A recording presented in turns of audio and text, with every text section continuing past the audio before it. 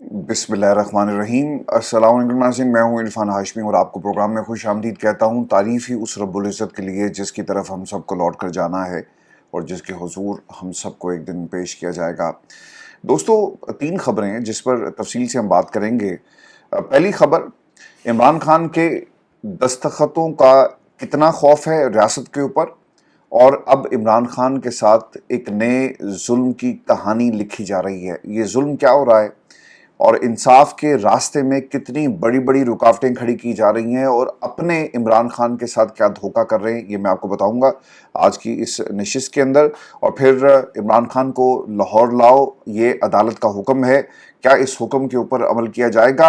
और 5 अगस्त तहरीक की तैयारियां अपने अरूज पर पहुंच चुकी हैं। काफिले सिंध में कहां तक पहुंचे और सिंध के अंदर इस वक्त किस किस्म की तैयारियां की जा रही हैं, हैदराबाद से खुसूसी खबर शामिल करेंगे आज के सेशन में। और फिर हमाद अजहर साहब, बहुत देर के बाद इन्होंने आखिरकार सरेंडर कर दिया। इस सरेंडर की वजह क्या बनी और जिस दिन से इनके वालिद की वफ़ात हुई है इनको गिरफ्तार क्यों नहीं किया गया, और जो मेहरबानियां इन पर हो रही हैं, या इससे पहले पंजाब के अंदर ये जब भी जलसा या तहरीक की बात आती थी आपने इनकी अपीयरेंस देखी होगी, लेकिन इनको कोई गिरफ्तार नहीं करता। इसकी क्या वजह बनी? और आज इमरान खान ने जो 2 साल पहले इनको कहा था कि सरेंडर करो, अदालतों का सामना करो, आखिरकार आज ये क्यों सरेंडर करने जा रहे हैं, इसकी तफसील भी आपके साथ शेयर करेंगे। और फिर पाकिस्तान की आवाम को बहुत बहुत मुबारक हो, अब हमारा इंसाफ चीन से दरामद किया जाएगा। और यही अफरीदी साहब ने एक तकरीब से खिताब करते हुए वकला की कारकर्दगी के मुतल्लिक भी कुछ रिमार्क्स दिए, और अब इनकी कारकर्दगी का बाकायदा हिसाब किताब किया जाएगा। ये डायरी किसके पास है हिसाब किताब की, ये भी आपको बताएंगे। और फिर व्यूअर्स, आपको ये बता दूं कि वजीर के ऑफिस में मुलाजिम के ऊपर जी तशद्दुद हुआ है, और ये वजीर साहब कौन है और ये मुलाजिम कौन था जिसके ऊपर तशद्दुद किया गया, और इसकी वीडियो सोशल मीडिया पे वायरल है। और फिर मुल्क के अंदर एक नया स्कैंडल तैयार है जी, और अब कुकिंग ऑयल, इसके ऊपर हुकूमत दोनों हाथों से किस तरह मुनाफा कमाएगी, ये भी मैं आपको बताऊंगा। लेकिन जो सबसे अहम खबर है, पाकिस्तान के अंदर इमरान खान पर पिछले 2 बरसों में जो सख्तियां पाकिस्तान के मीडिया ने, इंडिपेंडेंट जर्नलिस्ट ने, यूट्यूबर्स ने और फ्रीलांसर्स ने रिपोर्ट की, इसे पाकिस्तान में किसी सियासतदान को इस किस्म की सख्तियों का सामना नहीं करना पड़ा। मैं आपको ना, जो आज डेवलपमेंट्स हुई इससे कुछ बरस पहले जो कुछ होता रहा, हम शुरू से शुरू करते हैं। खान साहब के मुकदमात को जो अदालतें लगाई गई, ये कोई नॉर्मल कोर्ट्स नहीं थी, और इन जजेस को जिन अदालतों में लाकर बिठाया गया, ये भी कोई नॉर्मल जजेस नहीं थे। ये वो जजेस थे जिन्हें ख़ास तौर पे, हैंड पिक जजेस, जिन्हें ख़ास तौर पर लगाया गया, और इनके ऊपर बाकायदा निगरानी भी की गई, पहरा था, और पहरों के अंदर इमरान खान को सज़ा सुनाई गई। बहुत सारे जजेस भाग गए और फिर उनको बुलाया गया और धमकियां देकर इमरान खान को सजाएं सुनाई गई। पाकिस्तान के अंदर ये जुल्म की कहानी 2 साल पहले शुरू होती है। पाकिस्तान की एस्टेब्लिशमेंट ने ये खेल कैसे खेला? आपने अदालतों को उठाकर अडयाला ले गए, और अडयाला के अंदर चूंकि एक मखसूस अंदाज में, एक क्लिनिकल एनवायरनमेंट में, एक जब्र के माहौल में, एक फस्तायत का निज़ाम था, ये केसेस और जो जजेस इन केसेस के अंदर खास तौर पे चुने गए वो समाअत का आगाज करते हैं। और मीडिया को पहले हिस्से में आपने इजाज़त दी और मखसूस लोगों को इजाज़त दी कि वो रिपोर्ट करें। जब इमरान खान की बातें पाकिस्तान का नेशनल मीडिया रिपोर्ट नहीं कर रहा था, तो फिर आपने जिस तरह हैंड पिक्ड जजेस को अदालतों में बिठाया, उसी तरह हैंड पिक्ड सहाफ़ियों को अदालतों में भेजकर इमरान खान के बयानी और इन केसेस को कमज़ोर करने की कोशिश आप करते हैं। इमरान खान की जो मीडिया इंटरेक्शन थी, इसको भी रोक लिया गया। वो खुलकर पाकिस्तान में जर्नलों का नाम ले रहे थे, वो पाकिस्तान में ISI का नाम ले रहे थे, वो पाकिस्तान में मिलिट्री इस्टेब्लिशमेंट का नाम लेते रहे। और फिर किसने क्या किया? इमरान खान ने खुलकर पाकिस्तान की रियासत से ये तमाम डिमांड से करना शुरू की, तो आपकी इन मुलाकातों को भी रोक लिया गया। और अब पाकिस्तान का कोई सहाफ़ी अदालतों के अंदर जाकर केस को रिपोर्ट नहीं कर सकता, क्योंकि इसके ऊपर मुकम्मल पाबंदी है। आहिस्ता आहिस्ता लोगों को इसका आदी बना दिया गया और लोग आहिस्ता आहिस्ता सब कुछ भूलना शुरू हो गए। व्यूअर्स, अब ये मामला तहरीक का जो शुरू हुआ था वो मुलाकातों के ऊपर आकर रुक गया, और ख़ानदान के लोगों को मिलने की इजाज़त नहीं है, वकला का एक्सेस नहीं है। और अब एक नया काम जो इमरान खान के ऊपर जो जुल्म की कहानी लिखी जा रही है, मौरिख ने अडयाला जेल के दरवाजे इमरान खान के वकला के लिए भी बंद कर दिए। अब हुआ क्या जी? पहले इमरान खान के खिलाफ मुकदमात में पेश होने का मौका दिया जाता था, मगर फैसले खिलाफ किए जाते थे। پھر مقدمات کی سماعت ہوئی تو عمران خان عدالت میں موجود ہوتے مگر دفاع کا حق آپ نے چھین لیا، یعنی آپ ریاست نے اپنے وکلا کو کھڑا کر دیا اور کہا کہ جناب یہ جو آپ کے وکلا صفائی ہیں وہ ریاست مہیا کرے گی، اور ریاست نے آپ سے آپ کا جو ڈیفنس کا رائٹ تھا یہ بھی چھین لیا۔ اب ہو کیا رہا ہے کہ درخواست دائر کرنے کا پہلا جو دستاویز ہوتا ہے نا جی، وہ وکالت نامہ ہوتا ہے، جس پہ آپ دستخط کرتے ہیں، عدالت میں پیش کیا جاتا ہے کہ جناب میں فلاں بندے کو یہ اختیار دے رہا ہوں کہ وہ میری ریپرزنٹیشن کر سکے۔ لیکن ویورز پچھلے ایک ماہ سے عمران خان کی جو سزائیں اور جو ان کے مقدمات اور جو ضمانت کے معاملات ہیں، ان جتنے بھی کیسز کے اندر وکلا نے پیش ہونا ہے، پتہ ہی چل رہا ہے کہ اس کے اندر عمران خان کے دستخط کی جیلر صاحب نے اجازت نہیں دی۔ متعدد دفعہ کاغذ چٹھی بھیجی گئی، اجازت مانگی گئی، لیکن جیلر نے عمران خان کا یہ جو پہلی سیڑھی تھی، جو پہلا دروازہ ہے انصاف کا، جیلر نے اس کو بھی بند کر دیا۔ علیمہ خان کی جانب سے بیرسٹر سلمان صفدر نے درخواست دائر کی ہے جی۔ اب یہ اسلام آباد ہائی کورٹ پہنچے ہیں اور 24 جون کو لاہور ہائی کورٹ سے عمران خان کی ضمانتیں مسترد ہوئی۔ سپریم کورٹ اپیل دائر کرنے کے لیے بار بار اڈیالہ جیل حکام سے وکالت نامہ دستخط کرا کے دینے کی درخواست کی۔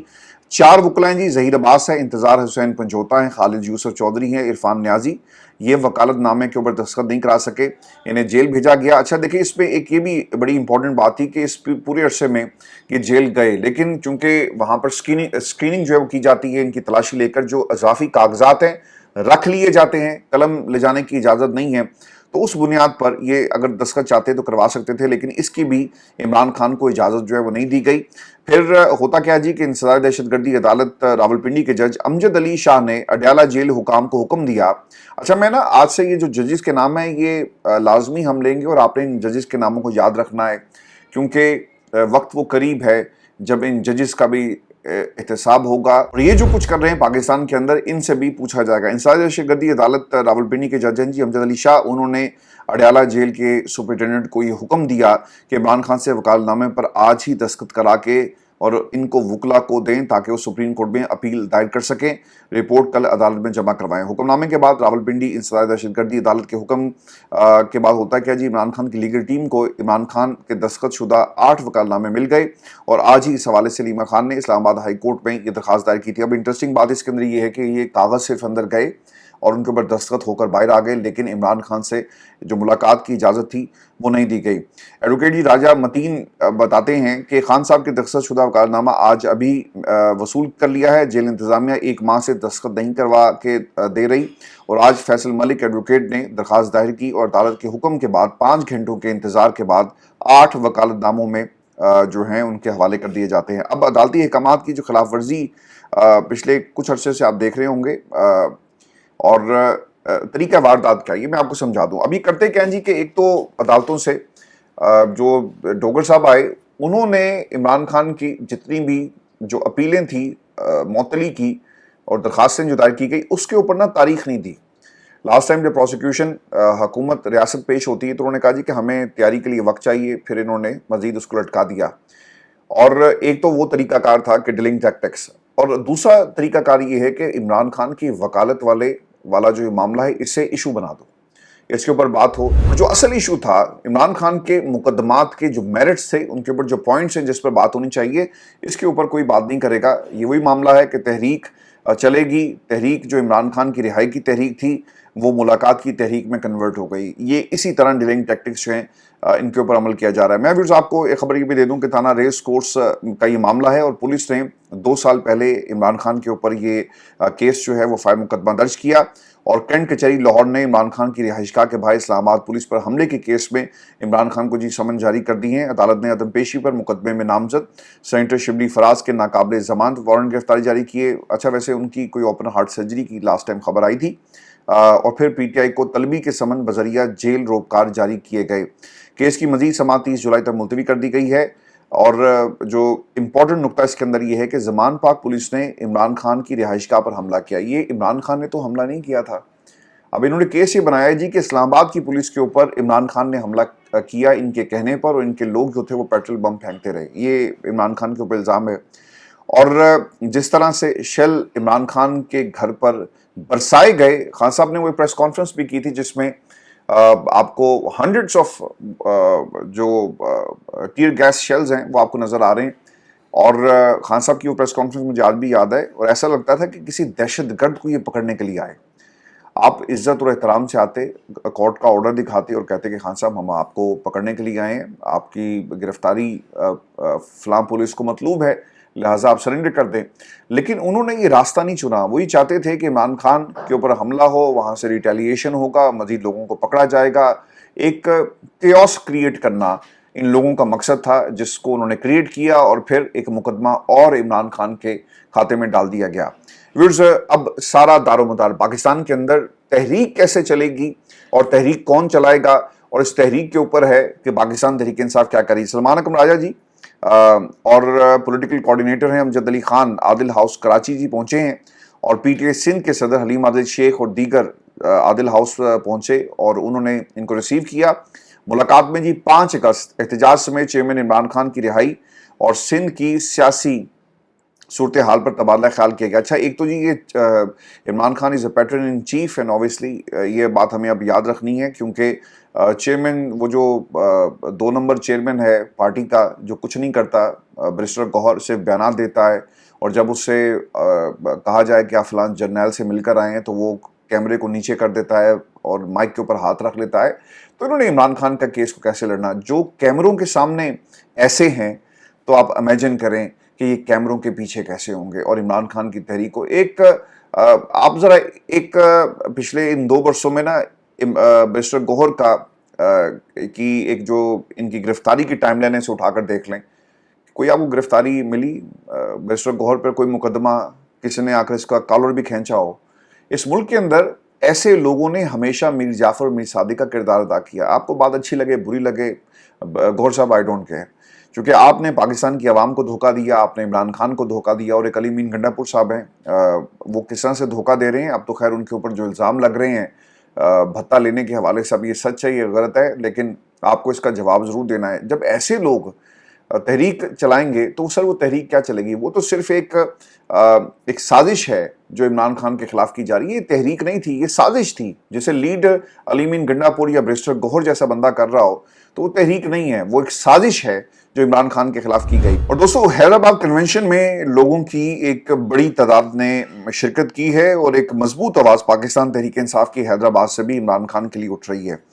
اب چونکہ میں پنجاب کی قیادت کے اوپر ہمیشہ تنقید کرتا ہوں, اور پنجاب کے اندر ہم نے تحریک انصاف کو کس طرح لوٹا گیا اور کس طرح اس قافلے کو اپنی منزل سے دور کیا گیا, قافلے کے لوٹنے کی داستان اگر آپ نے اس تحریک انصاف کے اندر دیکھنی ہے تو آپ کو پنجاب کو دیکھنا ہوگا, اور ان شخصیات کو دیکھنا ہوگا جنہوں نے پاکستان کی اسٹیبلشمنٹ کے ہاتھوں کو مضبوط کیا. آج حماد اظہر صاحب کے سرنڈر کرنے کی بات آ رہی ہے جی, انہوں نے کیا کہا پہلے یہ سن لیں, پھر اس پر بات کرتے ہیں. اور جو پچھلے 2 برسوں میں ہوتا رہا, آپ نے خود منصف بن کر اس بات کا فیصلہ کرنا ہے کہ ان باتوں کے اندر کتنی صداقت ہے. وہی کہتے ہیں جی کہ اپنے والد کا ایکلوتا بیٹا, 3 بہنوں کا بھائی اور 2 کمسن بچوں کا باپ ہوں, اور مجھ سے زیادہ تکلیف اور دکھ میرے گھر والوں نے 2 سال سے زائد عرصہ برداشت کیا. میں اس دکھ کی گھڑی میں اپنے گھر والوں, خصوصی طور پر اپنی والدہ کے ساتھ اب موجود رہنے کی خواہش رکھتا ہوں. میں بے گناہ ہوں اور جعلی پرچوں کا نشانہ ہوں جن کا کوئی سر پیر نہیں. اس سلسلے میں عدالت سے رجوع کروں گا اور انصاف طلب کروں گا. مل گیا تو اللہ کا شکر ادا کروں گا, اور نہ ملا تو استقامت اور سب سے مزید جبر برداشت کروں گا. بیرسٹر گوہر نے حماد اظہر کے گھر آنے کے بعد کہا کہ لوگوں کو اپنی اناؤں کو چھوڑنا پڑے گا, یہ سختیاں ختم کرنا ہوں گی, سیاسی تناؤ اور سیاسی تقسیم کو ختم کرنا ہوگا. بھائی جان نہیں کریں گے, آپ جیسے لوگوں نے تقسیم اور یہ دیواریں اور دیواریں فصیلوں میں تبدیل ہو گئی. ابھی جو حماد اظہر صاحب کا کیس ہے نا, آپ کو میں یاد کروانا چاہتا ہوں, یہ کیسے ممکن ہے کہ پہلے تو جی اللہ تعالیٰ ان کو صبر دے, ان کے خاندان کے لوگوں کو صبر دے, ماں کو صبر دے, باقی سب لوگوں کو. کسی کا چلے جانا مجھ سے بہتر کون جانتا ہے. آپ پل پل جیتے ہیں, پل پل مرتے ہیں. حماد اظہر کے والد صاحب کے درجات اللہ تعالیٰ بلند کرے. نون لیگ کے بہت سارے لوگ جا کر ملے بھی ہیں. تو ایک چیز سے اس سے تو یہ ثابت ہوتا ہے کہ ان کا جو پنجاب کی سیاست تھی, یعنی حکومتی حلقوں کے اندر ان کی سے بھی ہے, ان کی مانی بھی جاتی ہے, اور ان کے تعلقات استعمال ہوئے پچھلے 2 برسوں میں. ٹھیک ہے. دوسری چیز, حماد اظہر صاحب پنجاب کے اندر قیادت کر رہے تھے, اور ہم نے جو خبریں سنی, جب بھی تحریک چلانے کی بات آتی تھی تو حماد اظہر کہتے تھے کہ میں استعفیٰ دے رہا ہوں. یہ اے پئی تاڑی جو لیڈری, آج کے بعد میں نے تحریک انصاف کے ساتھ کھڑا ہوں, لیکن میں پنجاب کو لیڈ نہیں کروں گا. پنجاب کو انہوں نے یتیم بنا دیا. پنجاب کو جو لیڈرشپ کا کردار ہونا چاہیے تھا لوگوں کو موبلائز کرنے کا، اگر یہ 2 سال پہلے مومنٹم شروع ہوتا نا تو آج حالات مختلف ہوتے. آج یہ مریم جس پنجاب کے اوپر بھی تصویریں لگا کر پھر رہی ہے نا، ان تصویروں کو لگانا مریم کو بہت مہنگا پڑ جاتا. لیکن آپ نے میدان خالی چھوڑ دیا اور میدان ان کے ہاتھ میں ہے. پنجاب جب تحریک شروع ہوئی، اگر 2 برس پہلے ہو جاتی، لوگوں کو موبلائز کیا جاتا تو آج حالات مختلف ہوتے. آپ ذرا غور کریں، حماد اظہر جب بھی کوئی تحریک، عمران خان نے جتنے بھی یہ لانگ مارچ اور جو اعلان کیے اس دوران 3 ہو چکے ہیں. علی مین گنڈا پور نے جس طرح سے اس تحریک کا اور اس کو ایک تحریک کو سازش میں کنورٹ کر دیا عمران خان کے خلاف، جو کچھ ہوتا رہا. آپ ذرا غور کریں کہ حماد اظہر کتنی دفعہ منظر عام پر آئے، ان کی ویڈیوز آتی تھی، ان کے پیغامات آتے تھے. لاہور سے ایک ان کے پل کراس کرنے کی ویڈیو بھی آئی، انہوں نے کہا جی کہ ہم اسلام آباد بہت جلدی پہنچ رہے ہیں اور عمران خان کے سپاہی آگے بڑھ رہے ہیں. لیکن عجیب اتفاق ہے کہ انہیں کوئی گرفتار نہیں کرتا. 2 برسوں میں پنجاب میں آپ موجود ہوں، آپ کے رابطے بھی ہوئے ہوں گے نا. یا یہ تو نہیں نا کہ آپ علاقہ غیر میں بیٹھے ہیں جہاں پہ آپ جا نہیں سکتے اور آپ کو گرفتار کرنا مشکل ہے. لیکن پنجاب میں انہیں کوئی گرفتار نہیں کرتا اور ان کی گرفتاری نہیں ہوئی.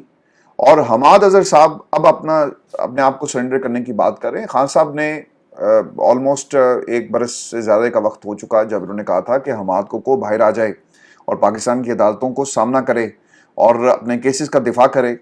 اور حماد اظہر صاحب کی شاید یہ خواہش تھی، یہ کوشش تھی کہ وہ اس طرح سے چھپ کر تحریک چلا رہے ہیں. کہ میاں اسلم اقبال کے بھی سر یہ حالات ہے، بہت ظلم انہوں نے برداشت کیا ہوگا، لیکن جو لیڈر میدان میں موجود نہیں ہے، جو بھاگ گیا اور عہدوں کے ساتھ چمٹا رہا ہے ایک ایسے وقت تک جب تک پارٹی جو ہے مکمل طور پر پنجاب میں اس کی جو گرپ تھی وہ کمزور ہو گئی، اور آپ نے ایک خالی میدان دے دیا پاکستان کی اسٹیبلشمنٹ کو، پاکستان کی حکومت کو. اور مریم کا یہ پنجاب جو ہے جسے وہ کہتی ہے کہ میرا پنجاب، جہاں پہ اس کی ہر طرف آپ کو تصویریں نظر آئیں گی، یہ ان کے اس رویے کی وجہ سے ہوا.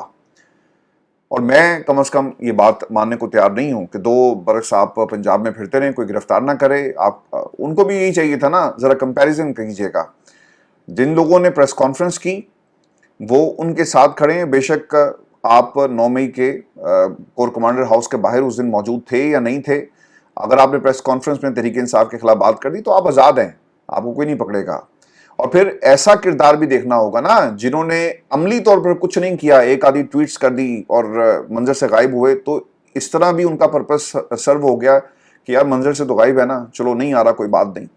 ہمارا تو مقصد یہی تھا کہ ان کو منظر سے غائب کرنا، تاکہ اگر یہ منظر پہ رہے، ریزسٹنس شو کرتے رہے تو یہ پنجاب میں تو لے جائیں گے ہمیں. تو ایک طرح سے انہوں نے بھی وہی کردار ادا کیا. اگر آج آپ آ کر کہیں کہ میں عدالتوں کا سامنا کروں گا، 2 برس سے آپ کا لیڈر عمران خان جیل میں اپنے بچوں کے لیے نہیں، آپ کے بچوں کے لیے جیل کاٹ رہا ہے. عمران خان کے بچے تو باہر ہیں جی، وہ اپنے بچوں کے لیے تو نہیں کر رہا. وہ پاکستان آئیں نہ آئیں، پاکستان کے حالات کا انہیں کیا لینا دینا. لیکن وہ بچے جو آپ کے بچے ہیں، جو پاکستان کی عوام کے بچے ہیں، ان بچوں کے لیے وہ جیل کاٹ رہا ہے. ویئرز یہ اس کے اوپر آپ نے اپنے کمنٹس دینے ہیں کہ 2 برس سے حماد اظہر صاحب کہاں تھے، اب وہ سرنڈر کرنے جا رہے ہیں. تو انہوں نے پہلے کیوں سرنڈر نہیں کیا جب پورا قافلہ لٹ گیا، جب پوری تحریک کو پنجاب کے اندر جس طرح سے اٹھنا چاہیے تھا یہ سونامی، اس میں ایسے لوگوں کا بہت اہم کردار ہے اس تحریک کو ایک سازش میں کنورٹ کرنے کا جو عمران خان کے خلاف کی گئی. چین سے انصاف درآمد اب ہوگا. میں آپ کو یہ بھی خبر دے دوں، چیف جسٹس افریدی کا چین سے انصاف درآمد کرنے کا فیصلہ. پاکستان کی ڈسٹرکٹ جوڈیشری سے 30 ججز چین میں تربیت کے لیے جائیں گے. ماڈل کرمنل کورٹس کے قیام کے لیے کام جاری ہے. عدالتی معاملات 2 شفٹوں میں چلانے اور مصنوعی ذہانت کے استعمال پر غور کیا جا رہا ہے. اچھا، میں پہلے یہ خبر آپ کے سامنے رکھ دوں، پھر کچھ باتیں آپ کے ساتھ شیئر بھی کروں گا کہ اس وقت پاکستان اور پنجاب کی عدالتوں میں ہو کیا رہا ہے.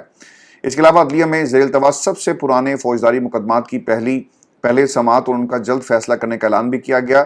یعنی کہ نظام عدل کی نااہلی کی سزا نئے فوجداری مقدمات کے نئے سائلین کو بھی ترجیحی بنیادوں پر دی جائے گی. چیف جسٹس نے ڈسٹرکٹ جوڈیشری کے بہادر اور ایماندار افسران کو یقین دلایا کہ ان کا چیف جسٹس ان کے ساتھ ڈٹ کر کھڑا ہے. اچھا، وہ ان کے ساتھ ڈٹ کے کھڑا ہے، لیکن وہ آئین، قانون اور انصاف کے ساتھ ڈٹ کے کیوں نہیں کھڑا؟ یہ پاکستان کی عوام کا سوال ہے. اسلام آباد ہائی کورٹ کے 5 ججوں کی تحریر شکایات پر کسی قسم کی کارروائی نہیں ہوئی. چیف جسٹس صاحب جاگ رہے ہیں نا؟ اور کیا آپ نے ان کے ساتھ سلوک کیا، کس کے کہنے پر؟ یہ بھی پاکستان کی عوام کا سوال ہے. اور آخر میں چیف جسٹس نے جو دلچسپ تجویز دی، انہوں نے کہا جی کہ یہ جو وکلا ہے نا، ان کی کارکردگی کو بھی ہم مانیٹر کریں گے. اب وہ کارکردگی کیا تھی؟ وہی کہتے ہیں کہ کچھ وکلا سیاسی جماعتوں کے کارکن ہوتے ہیں مگر بہت سے پروفیشنلز بھی ہوتے ہیں. اچھا اگر آپ نے یہ کرنا ہے نا، پہلے تو وہ جو آپ نے ایک کمیٹی بنائی ہوئی ہے جو ججز کی اپوائنٹمنٹ کا فیصلہ کرتی ہے، پہلے تو اس میں سے پھر سارے کے سارے جو ججز ہیں، جو آپ کے وکیل ہیں، ان کو نکالے نا، چاہے وہ تحریک انصاف کے کیوں نہ ہو، کیونکہ ان کا تعلق کسی نہ کسی سیاسی جماعت سے ہے. اگر آپ یہ کہیں کہ بہت سارے وکلا سیاسی جماعتوں کے کارکن ہوتے ہیں، تو وہ لوگ جو ججز کی اپوائنٹمنٹ کر رہے ہیں وہ کیا پاکستان تحریک انصاف یا نون لیگ یا پیپلز پارٹی یا دیگر جماعتوں کے کارکن نہیں ہیں؟ وہ کارکن ہیں.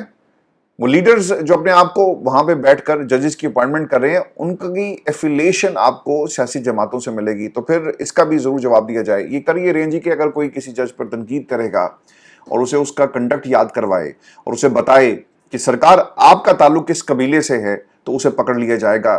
آپ کس سیاسی جماعت کے پجاری ہیں، اس کو پکڑ لیا جائے گا. آپ نے ماضی میں کیا کیا، اس کو پکڑ لیا جائے گا. آپ اب یہ دیکھیں نا، قاضی فائز عیسیٰ کے حق میں نون لیگ پوری آئی ہوئی ہے، تو قاضی نون لیگ کا ہی تھا، تو کیا قاضی صاحب کے خلاف کوئی کارروائی ہوگی؟ اور آپ ان کے لیے آپ کہتے ہیں جی کہ الفاظ کیا تھے، وہ یہ کہتے ہیں جی کہ ڈسٹرکٹ ججوں کو وکلا کی کارکردگی جانچنے کا بھی اختیار دیا جائے گا. ایسا کہتے ہوئے انہوں نے طنز کیا کہ کچھ وکلا سیاسی جماعتوں سے بھی. اچھا اب یہ لوڈ جوڈیشری میں ہوتا کیا ہے سر؟ ایک جج کے پاس 300 کیسز ہیں اور نظام اتنا کرپٹ ہو چکا ہے کہ آپ کو اپنی روبکار جاری کروانے کے لیے بھی آپ کو جو ان کے ججز کا جو عملہ ہوتا ہے اسے پیسے دینے پڑتے ہیں. اور میں آپ کو یہ بھی خبر دوں کہ وزیر کے آفس میں ملازم پر تشدد. وفاقی وزیر اورنگزیب کچی قومی ثقافت اور ورثہ کے یہ وفاقی وزیر ہیں کہ ڈائریکٹر محمد بلال کی جانب سے وزارت ثقافت کے نائب قاصد پر بہیمانہ تشدد کیا گیا اور وزارت کے تمام افسران نے قلم چھوڑ ہڑتال کر دی ہے. تو سر فرعون بنے ہوئے ہیں، اور کیا کہنا ہے اس پہ. اور یہ تو چیزیں رپورٹ ہوگی، کیمرہ دیکھ رہا تھا. آپ امیجن کریں کہ اگر کیمرے کی آنکھ نہ دیکھ رہی ہو تو یہ لوگ کیا کرتے ہوں گے. اور یہ زمینی خدا بن کر بیٹھے ہوئے ہیں، ان کو مرنا یاد نہیں ہے. اور یہ تو ایک ملازم کی کہانی ہے نا. یہاں پر جو پنجاب پولیس کرتی ہے، جو سندھ کی پولیس کرتی ہے، اور خاص طور پہ یہ جو تحریک انصاف کے ورکرز کے ساتھ جس قسم کا سلوک کیا گیا، جو رپورٹ ہی نہیں ہو رہا. اچھا دیکھیں، اب یہ اس میں نا ایک کمپیریزن یہ بھی ہمیں دیکھنا پڑے گا کہ اگر حماد اظہر، کیونکہ حماد اظہر پارٹی کے اندر ان کی ایک پوزیشن تھی، لائم لائٹ میں رہے، تو لوگ ڈسکس کرتے ہیں. جو ورکر تھا جس کے ساتھ اس سے بڑھ کر ظلم ہوا، اس کے بچوں کو مارا گیا، اس کے کاروبار کو تباہ کر دیا گیا، اس کے حوالے سے بات کرنے والا کوئی نہیں ہے. لیکن حماد اظہر صاحب یہ کہتے ہیں کہ میں اب سرنڈر کر رہا ہوں. سر ورکر نے سرنڈر نہیں کیا، ورکر لڑتا رہا ہے. آپ بھی لڑتے رہتے، سرنڈر کرتے، عدالتوں کے سامنے پیش ہوتے.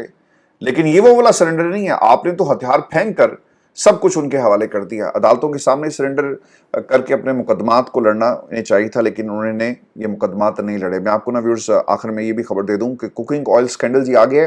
خبر کے مطابق چینی سکینڈل کے بعد کوکنگ آئل سکینڈل بھی منظر عام پر آ رہا ہے جی. عالمی مارکیٹ میں خبر میں آپ کو یہ دے رہا ہوں کہ کوکنگ آئل کی قیمتوں میں 24% کمی ہوئی ہے جی. لیکن پاکستان میں کوکنگ آئل کی قیمتیں مزید 4.5% جی بڑھ گئی ہیں، جس سے صارفین فی لیٹر 150 روپے زائد ادا کرنے پر مجبور ہیں.